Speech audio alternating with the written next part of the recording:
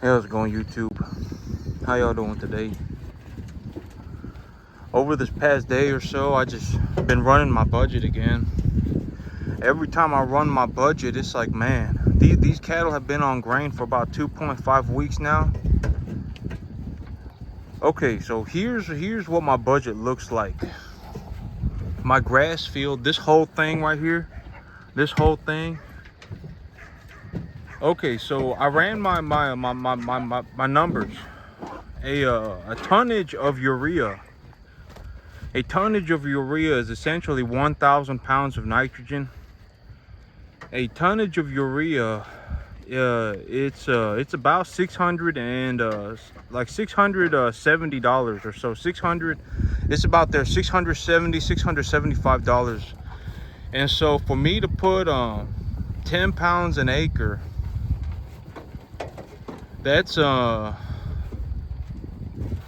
think I don't remember exactly, but I think the numbers, it's like for me to fertilize a field with urea, it cost me like 10 acres with urea, enough to get the grass growing for these cattle to eat. It cost me like if I remembered correctly, it's like $280 a month for me to just completely cover this field in enough urea for it to grow enough for the cattle to eat it. And when I purchase grain, 1 week's supply of grain cost me $300. So 4 barrels of grain, I get a barrel of grain for exactly $75 because I don't have to pay taxes on it. It's animal feed, and it's also tax deductible. And so I pay $300 for 1 week's supply of grain. If I took 10% less, if I had $270 and I went and bought urea, I could literally fertilize this whole field for a month. And so every time I run my budget and I see what the grain costs, it's just like, man, this is horrible. Like, well, I mean, the big reason that I do it right now is because these animals, so what I found when I feed grain is that when I give the cattle just grass, when the grass is growing in real good and then they're eating just grass, they'll put on about 2 pounds a day. And then if I give them about 6 to 7 pounds of grain a day each, they'll put on an extra pound. That's about what I found. And so I figured if they put on 1 pound each a day, and then I consider that I also have tax benefits from buying this grain because it's a business expense. You know, I just about break even on this grain. But I need to step away from feeding grain. If I'm going to feed grain, I need to be what I need to do is I need to sell hay. I need to get a good dollar for hay, and then I can take the money from selling hay to buy grain, because if I'm gonna buy grain, it's just a horrible investment. In terms of like an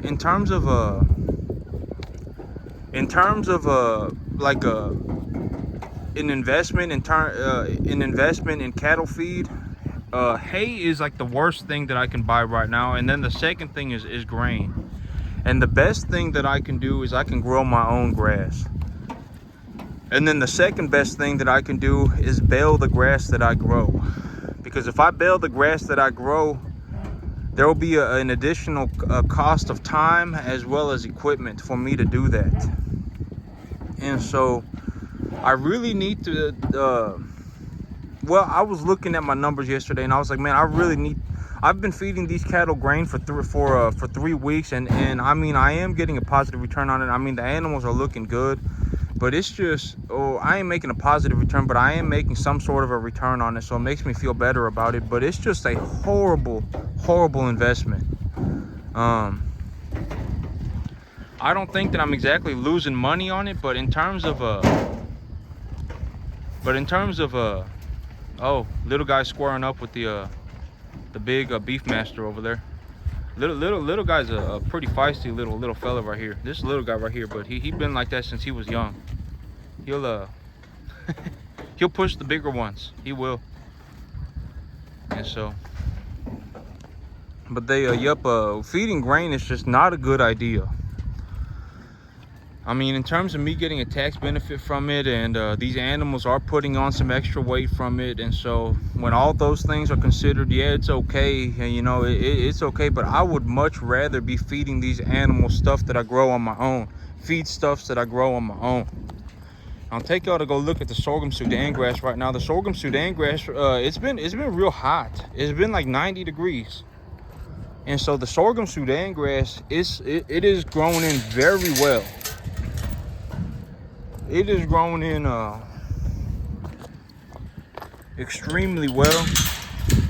Every time I look at it, it's like, man, it's grown some more. And I got a lot of grass out here, but I'm just gonna have to chop this down with a mower, because I don't know how I'm going to well, the cattle can't come and graze it, and it's gonna start bolting real hard real soon, and so it's gonna get real big, and the grass is already probably a foot or two tall. The grass out here on the front pasture is about a foot or two tall. And I went out in the back pasture and I took a look around, and in the very back, the grass is about where the cattle hang out all the time by those trees. I can actually see where the seeds have washed up now, because they started germinating.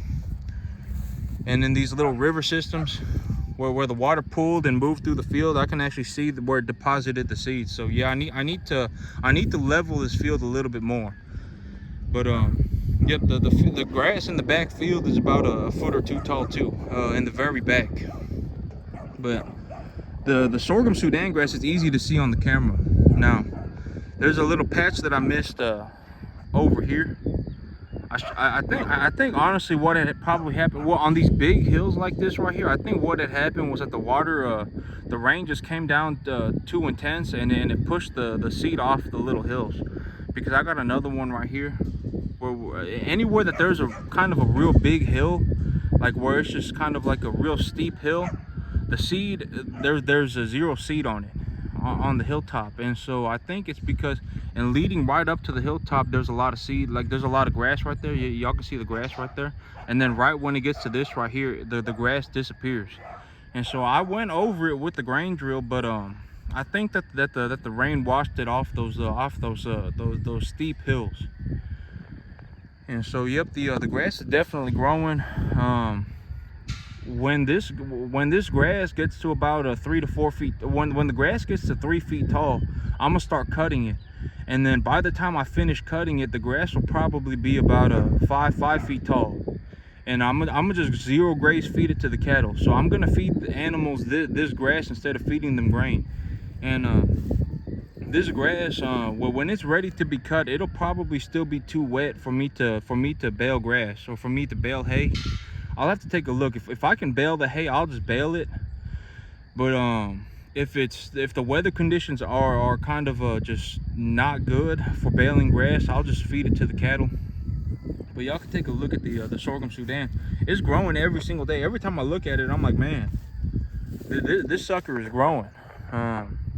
I would say that the grass is probably about 3, 4, 5 inches tall now. It's growing. This sorghum Sudan, it had I put a little bit of extra fertilizer on it, because I was like, I planted this grass real dense, and I still do think it needs just a touch more fertilizer, but I can always figure that out. But it was kind of growing a little bit slow, and it was because it was cold. The moment it hit about 85, 90 degrees, this grass started really growing. And I got some, well, this grass really started growing when it got hot. When it was cold, it wasn't growing. But this grass, so when I look at grass, I look at grass, I see a few different, like there's grass like this, right? This is what I call, this is what's called a bunch type grass. And so this grass, it grows in bunches like this right here. This is just one. This is just like a one, or I mean, it may be a few pieces, a few grass, but it grows in a bunch. You see, like this, it grows in a bunch. The grass grows in a bunch like this. And then there's grass that's called like a crawling grass. And the crawling grass will put out like little roots and little branches, and it'll start putting out more grass everywhere. And that's like the stuff like the Bermuda grass. Oh, I can see a spot right here where the water pulled real bad and the seed collected. But yep, and another one right here, and another one right here, where the seed collected right here, where the seed just kind of got washed up and got collected into one spot. But this grass, this is what I call a corn type grass. Corn is also grass. A lot of people, I think that they kind of know, but they also kind of just don't think about it. But corn is also a grass. But this is a grass that grows like corn. I got my little, I decided I'm gonna raise this one right here. This is Jack right here. This is the one that's always barking, and he's always freaking out. But I think he's the runt. I think this little puppy, he's the runt. And I don't know, I got him, he got neutered, and I've been taking care of this guy right here. I just kind of let him loose and let him follow me around. This is a real good dog right here.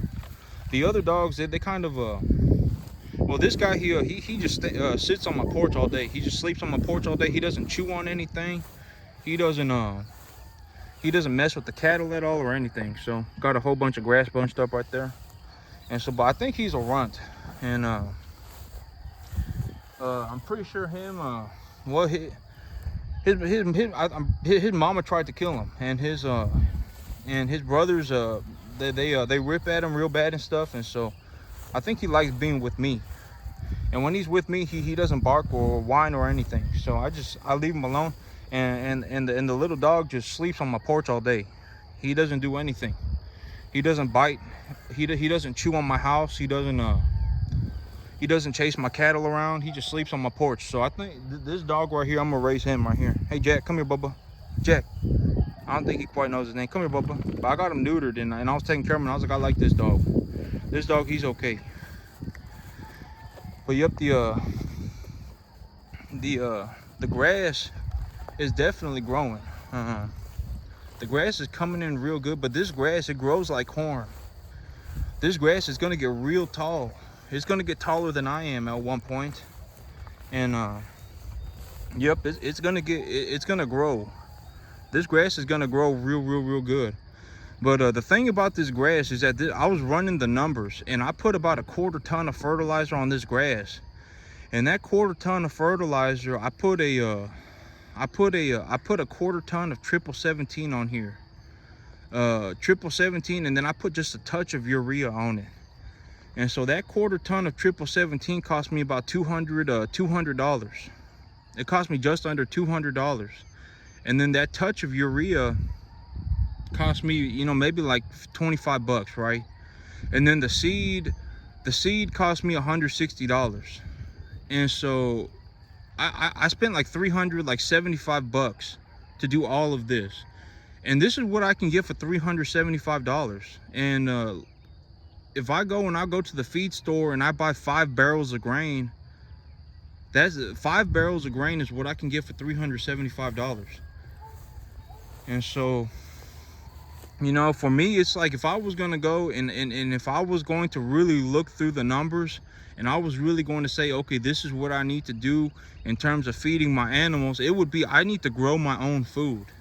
Because if I don't grow my own animal feed, my costs just skyrocket drastically. I mean, all of this, everything that I just showed you, everything, the 2 acres, the 2.5 acres, it cost me about like 350 bucks, 375 bucks to do all of this. And so if I went to the feed store and I went in there with 375 bucks, I could buy myself enough animal feed to last me about a week and a half. About 9 to 10 days for that $375. But if I plant my own field and I grow my own animal feed, hey Jack, come here, Bubba, Jack. But if I grow my own animal feed, I can literally grow animal feed. Like this grass, it'll grow back. Like once I cut it, it'll grow back. And so I can literally feed.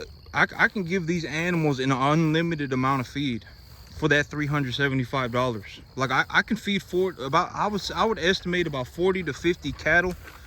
As long as I can grow my own grass, I can feed about 40 to 50 cattle for about $350 a month. And so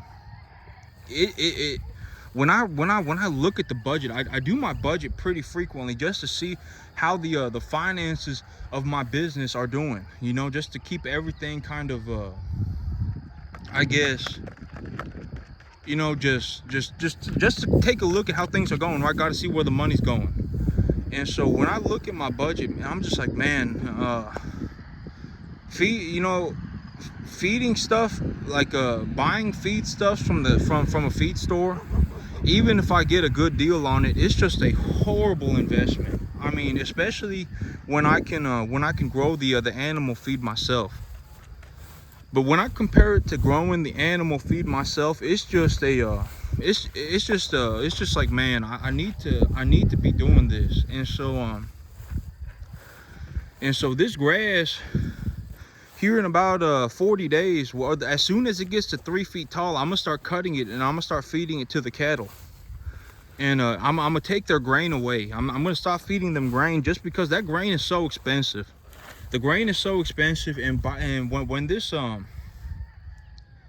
so here's the idea right now, okay?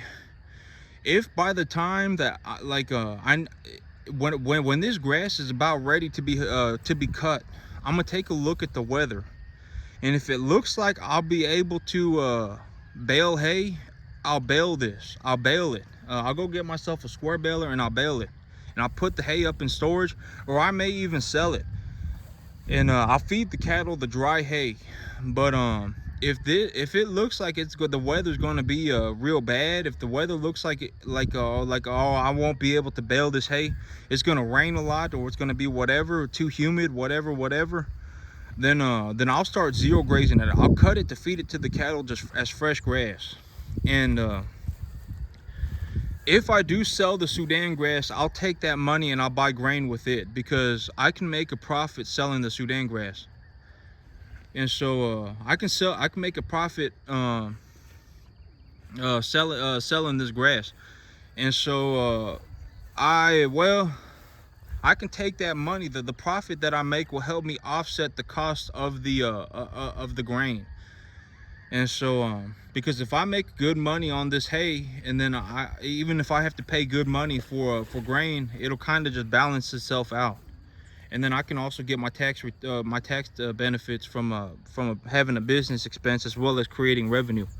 But this grass, you know, I'm about ready to buy a piece of land. You know, I told myself, realistically, if I can farm 2 acres like this, you know, realistically I could even farm 200 acres. I just need different equipment. I would need the tractor that I got is just fine, but I would need a wider sweep plow, and I would need a wider grain drill, and maybe I need to stick a GPS tracker on my tractor. That costs about $1,000. But realistically, if I can farm 2 acres, I can farm 200 acres, zero issues. And so yep, I'm ready. I'm a lot of people, there's a lot of trouble with these banks right now. These regional banks, these small banks are just dropping like flies, and I think it's going to get worse. A lot of people saying it's going to get worse. And well, that may open up an opportunity for me to get some farmland, because who knows what these banks are invested into, you know. Banks, I always say a bank is a business that lends people's money. A bank isn't a business that holds people's money. A lot of people, the only reason for going into a bank is to deposit money.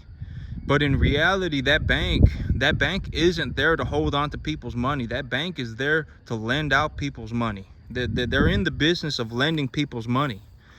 And so if these banks start going under, who knows what's going to show up. If I could find a piece of you know, if there were some fire sales happening, like if there were some emergency liquidations on farmland, I would go balls to the wall on buying farmland. I would literally put everything that I have up on the line for farmland if that were to happen. I would say, you know, if there was an emergency liquidation of bank assets in terms of farmland, and I could get a real good price on farmland, I mean, and I'm sure that a lot of people would too.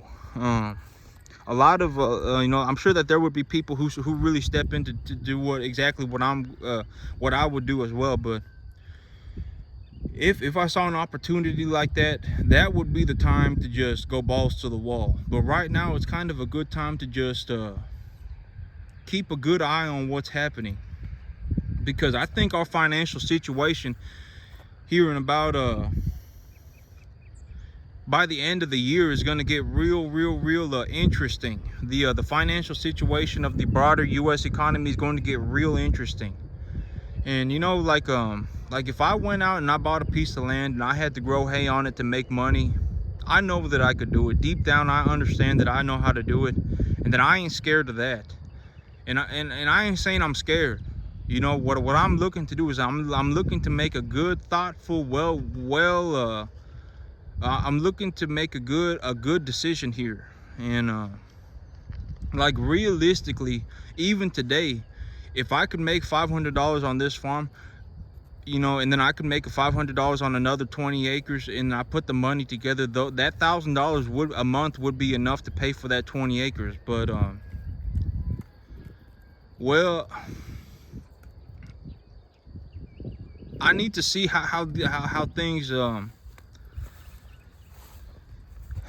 right now. I think it is like the kind of, we're at the cusp of something really big happening. Jack, come here, man. Hey, Jack. Hey, Jack. Hey, quit digging it up. Come on, come here, man. He digging up my field. Come here, man.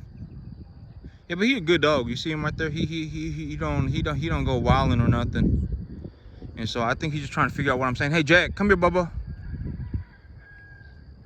But yep, this you know, there are a lot of factors at play, and I think right now is a good time to just kind of observe and be ready to just get everything ready for a big move. Because I think things are about to get interesting in about 7 months with these regional banks failing like that. Who knows what's going to happen? Banks are invested into all sorts of stuff. And so, yep, but that's it from me today, YouTube. Y'all have a good one.